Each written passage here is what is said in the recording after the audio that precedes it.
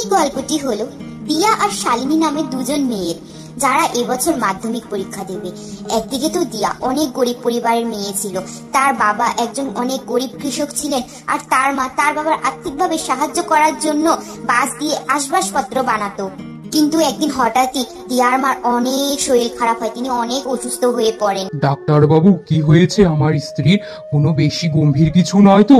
দেখেন, আপনার স্ত্রী অনেক পরিশ্রম করার ফলে অনেক অসুস্থ হয়ে গেছেন, তাই উনাকে 2-3 মাস কোনো কাম করতে দেওয়া চলবে না।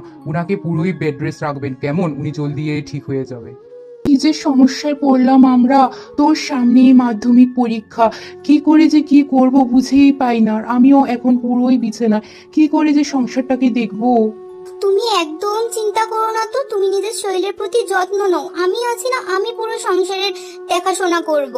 না না, তোর কিছুই করতে হবে না, তুই পড়াশোনায় মনোযোগ দে, মাধ্যমিক পরীক্ষা যে সামনে। হ্যাঁ দিয়া মা, তোর মা ঠিকই বলছে, তুই পড়াশোনায় মনোযোগ দে তো। ওহো মা বাবা, তোমরা একদম চিন্তা করো না, আমি আমার পড়াশোনার টাইমে ঠিক পড়াশোনা করে নেব। এখন আমাদের ঘরটাকে দেখা দরকার, আমি সবকিছু সামলিয়ে নিতে পারবো। এরপর থেকে দিয়া নিজের পড়াশোনার সাথে সাথে রান্না বান্না, ঘরের সমস্ত কাম করে নিজের মারও দেখাশোনা করতো। আরে দিয়া মা, বাইরে বসে পড়াশোনা করছিস যে, তবু কি এই অন্ধকারে? আসলে বাবা, ঘরে লাইট নেই, কারেন্টটা চলে গেছে। আমায় ক্ষমা করে দে মা, তোর জন্য সাধারণ সুযোগ সুবিধাগুলোও আমি তোকে দিতে পারছি না। কিভাবে যে তুই পড়াশোনা করছিস, হে প্রভু, আমার মেয়েটার দিকে একটু মুখ তুলে তাকিও, ওর যেন পরীক্ষায় অনেক ভালো রেজাল্ট হয়। আসো বাবা, তোমাকে আমি খেতে দিই। মাকে খাইয়ে দিয়েছি, ওষুধও দিয়ে দিয়েছি, মা এখন ঘুমোচ্ছে। আর অন্যদিকে শালিনী সকল সুখ সুবিধা পাওয়ার পরও সে পড়াশোনা একদম মন বসাতো না, সারাটা দিন নেচে গিয়েই বেড়াতো। শালিনী মাই প্রিন্সেস, ঘুম থেকে ওঠো, কত দেরি আর ঘুমাবে? সামনেই তোমার এইচএসএলসি পরীক্ষা, মনে আছে তো? পড়াশোনা করতে বসো। এমনি তো পড়াশোনা তুমি মনোযোগ দিয়ে করো না, যেমন তেমন করে টেস্টটা পাস করলে। এখন এইচএসএলসির জন্য তো তৈরি হও, না হলে কি কোনো কলেজে তোমাকে ভর্তি নেবে না। ওফো মা, অল্পক্ষণ ঘুমোতেও দাও না দেখি। আহা গিন্নি, তুমি ওভাবে কেন আমার শালিনী মাকে বকাবকি করছো? ঘুমোতে দাও না, ও জানে কখন ওর পড়াশোনা করতে হবে, ও ঠিক টাইমে পড়াশোনা করে নেবে, তুমি বেশি বলো না তো। বাবা দেখো না, মা বলছে আমি নাকি কোনো কলেজে চান্সই পাবো না।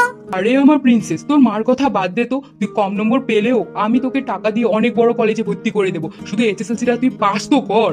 Just like my father. হয়েছে, তুমি করেছো যতই তোমার মেয়ের মাথা খারাপ। অনেক ভালোবাসা দিয়ে তাকে তুমি তোমার মাথায় উঠিয়ে নিয়েছো, দেখি কি হয় ওর।